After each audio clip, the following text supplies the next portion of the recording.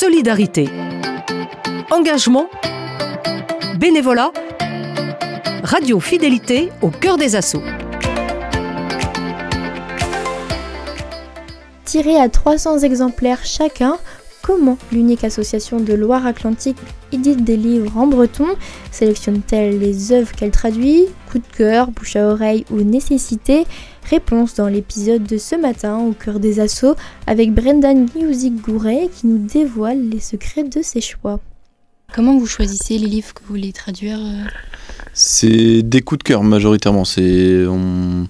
On a un coup de cœur avec un livre, on se dit bah ouais, on a constaté qu'il n'existait pas en breton. On se renseigne pour voir si c'est possible d'avoir les droits et puis on lance le truc après. Et en cherchant les droits avec un livre qui nous plaît, des fois on rebondit soit d'autres livres du catalogue de l'éditeur ou des personnes qui gèrent les droits d'auteur, soit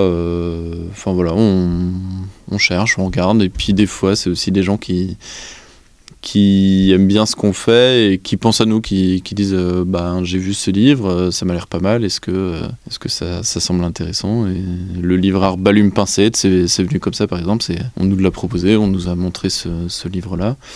Le livre Jueziguelu en Invor, c'est les ballons du souvenir. C'est le cas aussi, c'est un copain qui nous l'a offert comme ça, donc on a eu un coup de cœur aussi pour ce livre et du coup, on se lance après sur le projet. Si on arrive à avoir les droits, on part dessus quoi.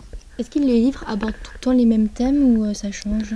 Non, on essaye d'avoir des thèmes différents. On essaye de traiter de thématiques qui sont pas forcément où il n'y a pas forcément beaucoup de livres en breton dessus. Le livre Jueziguelu en Invor, là, les ballons du souvenir, c'est un livre qui traite de la maladie d'Alzheimer, de comment gérer un peu entre un petit-fils et son grand-père, comment il gère un peu justement les émotions par rapport aux souvenirs qui s'envolent à travers la représentation des ballons. On a d'autres livres qui traitent plutôt de l'amitié, du déménagement ou des changements dans la vie, de l'écosystème, du fait d'être attentif un peu à ce qui se passe autour de nous, de la mort aussi, et puis des thématiques plus joyeuses ou juste des livres un peu qui sont plaisants à lire comme ça, sans forcément de thème non plus, mais on essaye de couvrir un peu tout. Enfin, on s'interdit pas d'aller vers certains livres à partir du moment où ils nous plaisent et où on pense qu'il y a un intérêt et qu'il peut y avoir un public pour ça.